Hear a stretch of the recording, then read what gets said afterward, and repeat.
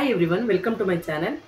ಹೊಸದಾಗಿ ಯಾರೆಲ್ಲ ನನ್ನ ಚಾನೆಲ್ನ ನೋಡ್ತಾ ಇದ್ದೀರಾ ಅವರೆಲ್ಲ ಪ್ಲೀಸ್ ಸಬ್ಸ್ಕ್ರೈಬ್ ಮಾಡ್ಕೊಂಡು ನೋಡಿ. ಹಾಗೆ ಯಾರೆಲ್ಲ ಸಬ್ಸ್ಕ್ರೈಬ್ ಮಾಡ್ಕೊಂಡು ನೋಡ್ತಾ ಇದ್ದೀರಾ ಅವರಿಗೆಲ್ಲ ತುಂಬಾ ಥ್ಯಾಂಕ್ಸ್ ಹೇಳೋಕ್ಕೆ ಇಷ್ಟಪಡ್ತೀನಿ. ಹಾಗೆ ಒಂದು ಲೈಕ್ ಕೊಟ್ಟು ವಿಡಿಯೋನ ಕೊನೆವರೆಗೂ ನೋಡಿ.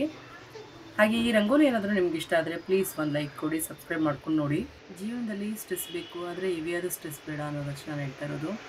ಸ್ಟ್ರೆಸ್ ಲೈಫ್ನ ನಾವು ಲೀಡ್ ಮಾಡ್ತಾ ಇದ್ದೀವಿ ಅಂತಂದರೆ ಅದ್ರದ್ದು ಏನೇ ಇಂಪ್ಯಾಕ್ಟ್ ಇದ್ದರೂ ಫಸ್ಟ್ ಆಗೋದು ನಮ್ಮ ಹೆಲ್ತ್ ಮೇಲೇ.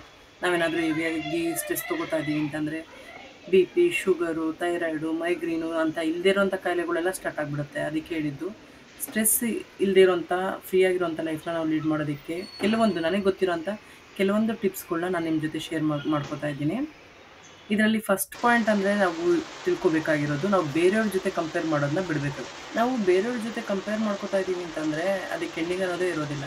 ಈ ಕಂಪೇರಿಂಗಿಂದ ನಮ್ಮ ಮೈಂಡು ಹಾಳಾಗುತ್ತೆ, ಮನಸ್ಸು ಕೂಡ ಹಾಳಾಗುತ್ತೆ.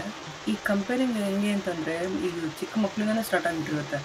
ಈಗ ಆ ಮಕ್ಳುಗಳು ಒಳ್ಳೆ ಮಾರ್ಕ್ಸ್ ತೆಗಿತಾ ಇದ್ದಾರೆ, ನಮ್ಮ ಮಕ್ಕಳು ಒಳ್ಳೆ ಮಾರ್ಕ್ಸ್ ತೆಗಿತಾ ಇಲ್ಲ ನೋಡು ಅವನು ಒಳ್ಳೆ ಬಟ್ಟೆ ಹಾಕಿದ್ದಾನೆ, ನನ್ನ ಹತ್ರ ಒಳ್ಳೆ ಬಟ್ಟೆ ಇಲ್ಲ, ಬ್ರ್ಯಾಂಡೆಡ್ ಬಟ್ಟೆಗಳಿಲ್ಲ. ಇಲ್ಲ ನೋಡು ಅವರು ಇಷ್ಟೊಂದು ಉಡುಗೆ ಮಾಡಿಸಿದ್ದಾರೆ, ನನ್ನ ಹತ್ರ ಉಡುಗೆ ಇಲ್ಲ. ಅವ್ರು ಮಲ್ಲಿ ಟಿ ವಿ ತೊಗೊಂಬಂದ್ರು, ನಮ್ಮಲ್ಲಿ ಟಿ ವಿ ಇಲ್ಲ. ಈ ಥರ ಚಿಕ್ಕ ಚಿಕ್ಕ ವಿಷಯಗಳಿಂದ ಹಿಡಿದು ಕಂಪೇರ್ ಅನ್ನೋದು ಎಲ್ಲ ವಿಷಯಗಳಿಗೂ ಬರುತ್ತೆ. ಅವ್ರು ನೋಡು ವರ್ಕಿಂಗಲ್ಲಿ ಒಳ್ಳೆ ಪೊಸಿಷನ್ಗೆ ಹೋಗಿದ್ದಾರೆ, ನಾನು ಇದ್ದಲ್ಲೇ ಇದ್ದೀನಿ, ನಾನು ಪ್ರಮೋಷನ್ಗಳು ಸಿಕ್ಕಿಲ್ಲ ಅಂತನೋ, ಅಥವಾ ಜೀವನ ನಾವೇನು ಸಾಧನೆ ಮಾಡಿಲ್ಲ ಅವರೆಲ್ಲ ಮಾಡ್ತಾ ಇದ್ದಾರೆ ಅಂತ ಎಲ್ಲ ವಿಷಯದಲ್ಲೂ ನಾವು ಕಂಪೇರ್ ಮಾಡ್ತಾ ಹೋದರೆ ಅದಕ್ಕೆ ಎಂಡಿಂಗ್ ಅನ್ನೋದೇ ಇರೋದಿಲ್ಲ. ಸ್ವಲ್ಪ ಎಲ್ಲದಕ್ಕೂ ತಾಳ್ಮೆ ಅನ್ನೋದು ಇರಬೇಕು. ಭೂಮಿ ಮೇಲೆ ಹುಟ್ಟಿದ್ದೀವಿ ಅಂತ ಅಂದಮೇಲೆ ಎಲ್ಲರೂ ಒಂದೇ ಥರನೇ ಇರೋಕ್ಕಾಗಲ್ಲ. ಅವ್ರವ್ರದ್ದೇ ಆದ ಗುಣಗಳು ಅವ್ರವ್ರದ್ದಾಗಿರುತ್ತೆ. ಈ ಕಂಪ್ಯಾರಿಸನ್ ಅನ್ನೋದನ್ನ ಬಿಟ್ಟು ನಾವು ಮುಂದೆ ಹೋಗ್ತಾ ಇರಬೇಕಷ್ಟೇ. ಆಗಿದ್ರೇ ಆ ಕಂಪ್ಯಾರಿಸನ್ನ ನಮ್ಮ ತಲೆಯಿಂದ ತೆಗೆದಾಕಿದ್ರೇ ನಾವೇನಾದರೂ ಮಾಡೋಕ್ಕಾಗೋದು, ಅಥವಾ ನಾವು ಕೂಲಾಗಿ ಆರಾಮಾಗಿರೋಕ್ಕೆ ಸಾಧ್ಯ ಆಗೋದು. ಈಗ ಎಕ್ಸಾಂಪಲ್ ಹೇಳಬೇಕು ಅಂತಂದರೆ, ಈಗ ನನ್ನ ಹಸ್ಬೆಂಡ್ ತುಂಬಾ ಕೂಲಾಗಿರ್ತಾರೆ. ಅವರು ಯಾವುದೇ ಕೆಲಸನಾದರೂ ತಾಳ್ಮೆಯಿಂದ ಮಾಡ್ತಾರೆ. ಅದು ಆ ಥರ ಇರ್ತಾರೆ. ಈಗ ಬಟ್ ನಾನು ಆಗಲ್ಲ, ಸ್ವಲ್ಪ ಶಾರ್ಟ್ ಟೆಂಪರ್ ಇದ್ದೀನಿ, ಬೇಗ ಕೋಪ ಬರುತ್ತೆ. ಯಾವುದನ್ನೇ ಆದರೂ ಅರ್ಜೆಂಟ್ ಅನ್ನೋ ಥರ ಮಾಡೋಕ್ಕೆ ಹೋಗ್ತೀನಿ.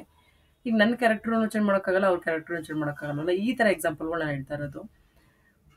ನಾವು ಕಂಪೇರ್ ಮಾಡೋದನ್ನು ಫಸ್ಟು ಬಿಡಬೇಕಷ್ಟೇ. ಆ ಥರ ಬಿಟ್ಟರೆ ನಾವು ಲೈಫ್ನಲ್ಲಿ ತುಂಬ ಸ್ಟ್ರೆಸ್ ಫ್ರೀ ಆಗಿರೋಕ್ಕೆ ಸಾಧ್ಯ ಆಗುತ್ತೆ. ನಾನಿವತ್ತು ಮಾಡ್ತಾ ಇರೋದು ಪಾಲಕ್ ದಾಲ್ ಕಿಚಡಿ. ಪಾಲಕ್ನಲ್ಲಿ ಐರನ್ ಕಂಟೆಂಟು ತುಂಬ ಜಾಸ್ತಿ ಇರುತ್ತೆ. ಹಾಗೆ ಕ್ಯಾಲ್ಶಿಯಮು, ಮೆಗ್ನೀಷಿಯಮು, ಆಮೇಲೆ ಪೊಟ್ಯಾಷಿಯಮ್ ಎಲ್ಲ ಕೂಡ ಹೇರಳವಾಗಿರುತ್ತೆ. ಇದು ನಮ್ಮ ಬಾಡಿಯಲ್ಲಿ ಇಮ್ಯುನಿಟಿ ಪವರ್ನ ಕೂಡ ಜಾಸ್ತಿ ಮಾಡುತ್ತೆ. ಯಾವುದೇ ಹಸಿರು ತರಕಾರಿಗಳನ್ನ ತಿನ್ನೋದ್ರಿಂದ ನಮ್ಮ ಸ್ಕಿನ್ ಗ್ಲೋ ಆಗುತ್ತೆ, ಬಾಡಿ ಕ್ಲಿಯರ್ ಆಗಿರುತ್ತೆ. ಹಸಿರು ತರಕಾರಿಗಳನ್ನ ನಮ್ಮ ದಿನನಿತ್ಯದ ಊಟಗಳಲ್ಲಿ ಬಳಸ್ಕೊಳ್ಳೋದು ತುಂಬಾ ಒಳ್ಳೆಯದು.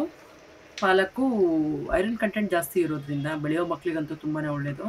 ಈ ಪಾಲಕ್ ದಾಲ್ ಕಿಚಡಿಗೆ ನಾನು ತೊಗೊಂಡಿರೋದು ಅಂಥದ್ದು 1 ಸ್ಪೂನು ಸಾಸಿವೆ, 2 ಸ್ಪೂನಷ್ಟು ಜೀರಿಗೆ, 1-2 ಇಂಚಿನಷ್ಟು ಶುಂಠಿ, 5 ಹಸಿರು ಮೆಣಸಿನ್ಕಾಯಿ, 3 ಈರುಳ್ಳಿ, ಹಾಗೆ 2 ಬೆಳ್ಳುಳ್ಳಿ, 2 ಟೊಮೆಟೊ, 1.5 ಕಪ್ನಷ್ಟು ಅಕ್ಕಿ, ಹಾಗೆ ಅರ್ಧ ಕಪ್ನಷ್ಟು ಹೆಸರುಬೇಳೆ.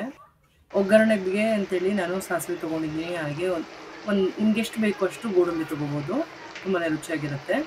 ಈಗ ಮೊದಲು ಪಾಲಕ್ ಸೊಪ್ಪನ್ನ ಬಿಡಿಸಿ ಕ್ಲೀನ್ ಮಾಡಿಕೊಂಡು ಚೆನ್ನಾಗಿ ತೊಳೆದುಬಿಟ್ಟು ಅದನ್ನ ನಾನು ಬೇಯೋದಕ್ಕೆ ಅಂತ ಹಾಕ್ಕೊಂಡಿದ್ದೀನಿ. ಅದು 5 ನಿಮಿಷ ಐ ಫ್ಲೇಮ್ನಲ್ಲೇ ಬೆಂದರೆ ಸಾಕು. ಅದು ಪಾಲಕ್ ಸೊಪ್ಪಿನ ಕಲರ್ ಬದಲಾಗಬಾರ್ದು. ನಮಗೆ ಪಾಲಕ್ ಕಿಚಡಿ ಗ್ರೀನೇ ಇರಬೇಕು ಅಂತಂದರೆ ಒಂದು ಪಾತ್ರೆಯಲ್ಲಿ ತಣ್ಣೀರನ್ನ ತೊಗೊಂಡು ಅದಕ್ಕೆ ನಾನು 4-5 ಐಸ್ ಕ್ಯೂಬ್ಗಳನ್ನ ಹಾಕ್ಕೊಂಡು ಬೆಂದಿರೋ ಪಾಲಕ್ನ ಮಾತ್ರ ತೆಗೆದು ಅದರಲ್ಲಿ ಹಾಕ್ಕೊತಾ ಇದ್ದೀನಿ, ಕೂಲ್ ಆಗೋದಕ್ಕೆ ಅಂತೇಳಿ. ಅದ್ರಲ್ಲಿ ಕೂಲ್ ಆದಮೇಲೆ ಅದನ್ನು ನಾನು ಮಿಕ್ಸಿ ರುಬ್ಕೊಳ್ಳೋದು ಮಾಡೋದು. ಈ ಥರ ಮಾಡಿಕೊಂಡ್ರೆ ಕಲರ್ ಬದಲಾಗಲ್ಲ, ಗ್ರೀನಿಶ್ ಆಗೇ ಇರುತ್ತೆ.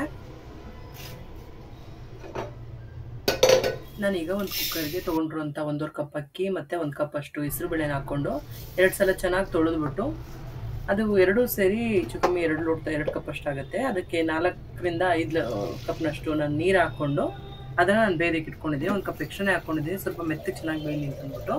ಅದು ಮಾಮೂಲಿಯಾಗಿ 2 ವಿಷಲ್ ಮಾಡಿಸ್ಕೊಂಡ್ರೆ ಸಾಕಾಗುತ್ತೆ. ಅದು ವಿಷಲ್ ಆಗೋಷ್ಟೊತ್ತಿಗೆ ನಾನು ಈ ಕಡೆ ಬೇಯಿಸಿಟ್ಕೊಂಡಿರುವಂಥ ಪಾಲಕ್ನು ಕೂಡ ರುಬ್ಬಿ ರೆಡಿ ಮಾಡಿ ಇಟ್ಕೊತಾ ಇದ್ದೀನಿ.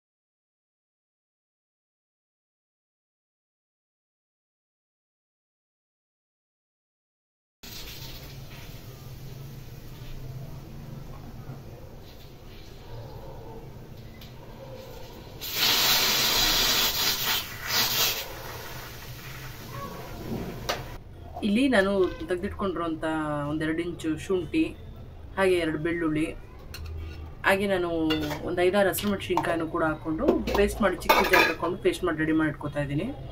ಹಾಗೆ ನಾನು ತಗೊಂಡಿರೋಂಥ 3 ಈರುಳ್ಳಿನ ಸಿಪ್ಪೆಲ್ಲ ಬಿಡಿಸಿ ಚಿಕ್ಕದಾಗಿ, ಅದು ನಾವು ಪಾಲಕ್ ಕಿಚಡಿ ತಿನ್ನುವಾಗ ಬಾಯಿಗೆ ಸಿಗೋಂಗಿರಬೇಕು, ಹಾಗಾಗಿ ಈರುಳ್ಳಿ ಸ್ವಲ್ಪ ಜಾಸ್ತಿ ಹಾಕ್ಕೊಂಡಿದ್ದೀನಿ. ನಾನು ಒಂದು 3 ಈರುಳ್ಳಿನ ಚಿಕ್ಕದಾಗಿ ಕಟ್ ಮಾಡಿ ರೆಡಿ ಮಾಡಿ ಇಟ್ಕೊತಾ ಇದ್ದೀನಿ.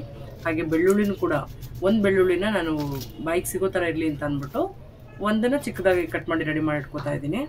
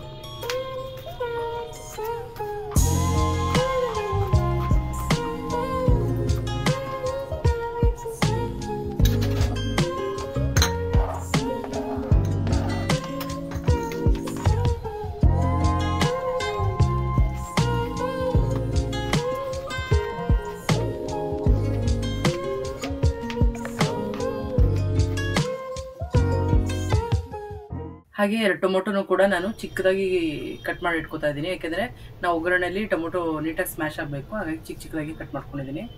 ಹಾಗೆ ಗ್ಯಾಸ್ ಹಚ್ಚಿ ಒಂದು ಪ್ಯಾನ್ನ ಕಾಯೋದಕ್ಕೆ ಇಟ್ಕೊಂಡು 1 ಸ್ಪೂನಷ್ಟು ಎಣ್ಣೆ ಹಾಕೋತಾ ಇದ್ದೀನಿ.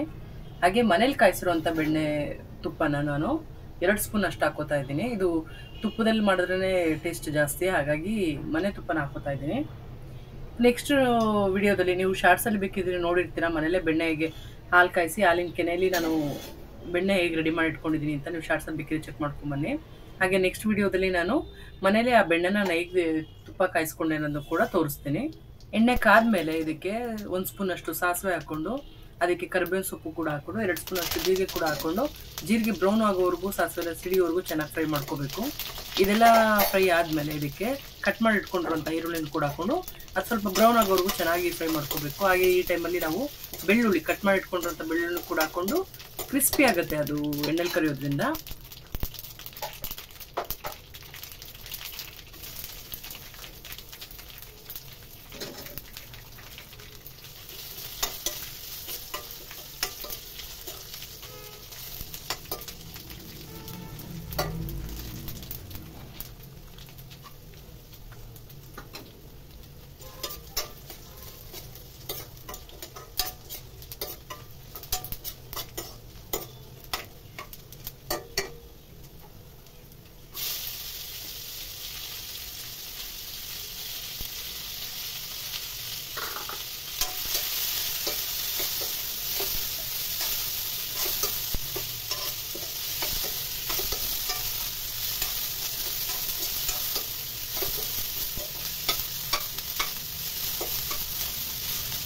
ಈ ಟೈಮಲ್ಲೇ ಗೋಡಂಬಿನೂ ಹಾಕೊಂಡು ನಾವು ಫ್ರೈ ಮಾಡ್ಕೋಬೇಕು.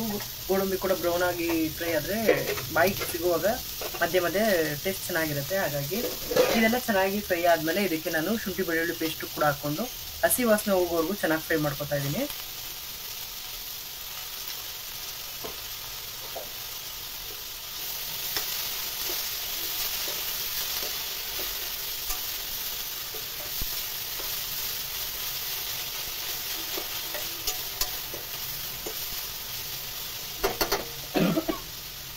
ಈಗ ಇದಕ್ಕೆ ಕಟ್ ಮಾಡಿಟ್ಕೊಂಡಿರೋಂಥ ಟೊಮೊಟೊನ ಕೂಡ ಹಾಕ್ಕೊಂಡು ಚೆನ್ನಾಗಿ ಫ್ರೈ ಮಾಡ್ಕೊತಾ ಇದ್ದೀನಿ. ಇದನ್ನು ಒಂದು 3-4 ನಿಮಿಷ ಚೆನ್ನಾಗಿ ಫ್ರೈ ಮಾಡಿಕೊಂಡ್ರೆ ಟೊಮೊಟೊ ಸ್ಮ್ಯಾಶ್ ಆಗಿ ಮೆತ್ತಗಾಗುತ್ತೆ. ಟೇಸ್ಟ್ ವೈಸ್ ಹುಳಿಯಾಗಿ ತುಂಬ ಚೆನ್ನಾಗಿರುತ್ತೆ.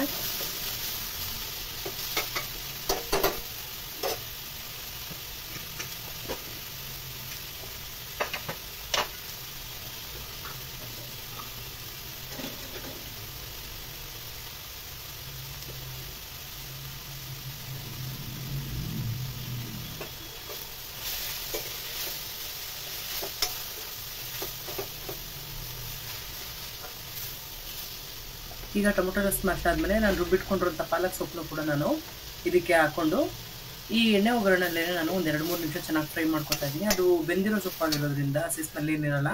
ಆದರೂ ಎಣ್ಣೆದು ಅದಕ್ಕೂ ಮಸಾಲೆ ಚೆನ್ನಾಗಿ ಮಿಂಗಲ್ ಆಗಲಿ ಅನ್ನೋ ಥರ ನಾನು ಒಂದು 2-3 ನಿಮಿಷ ಚೆನ್ನಾಗಿ ಫ್ರೈ ಮಾಡ್ಕೊತಾ ಇದ್ದೀನಿ.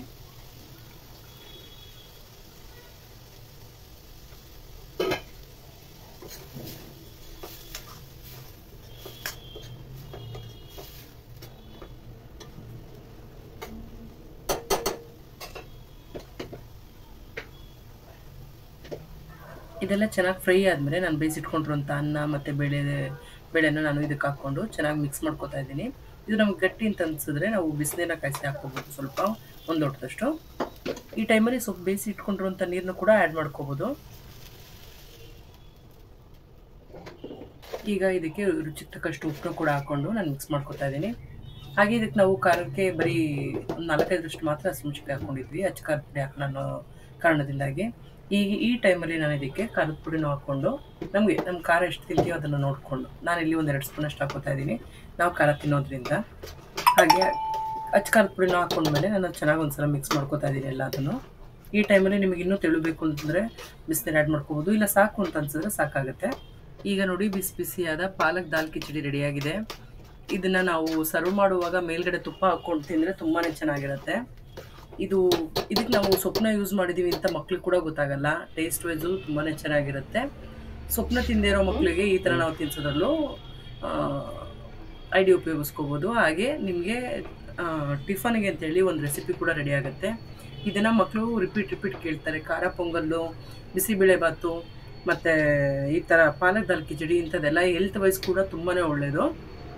ಪ್ರೋಟೀನ್ ಅಂಶಗಳು ಜಾಸ್ತಿ ಇರುತ್ತೆ. ಹಾಗಾಗಿ ಈ ರೆಸಿಪಿನ ಮಿಸ್ ಮಾಡದೆ ಒಂದ್ಸಲ ಟ್ರೈ ಮಾಡಿ ನೋಡಿ. ಹಾಗೆ ಈ ರೆಸಿಪಿ ಮತ್ತು ಇವತ್ತಿನ ವಿಡಿಯೋ ಏನಾದರೂ ನಿಮ್ಗೆ ಇಷ್ಟ ಆಗಿದ್ರೆ ಪ್ಲೀಸ್ ಒಂದು ಲೈಕ್ ಕೊಟ್ಟು ಸಬ್ಸ್ಕ್ರೈಬ್ ಮಾಡ್ಕೊಂಡು ನೋಡಿ. ಹಾಗೆ ನಿಮ್ಮ ಫ್ರೆಂಡ್ಸು ಫ್ಯಾಮಿಲಿ ಮೆಂಬರ್ಸ್ಗೂ ಕೂಡ ಶೇರ್ ಮಾಡಿ. Thank you for watching.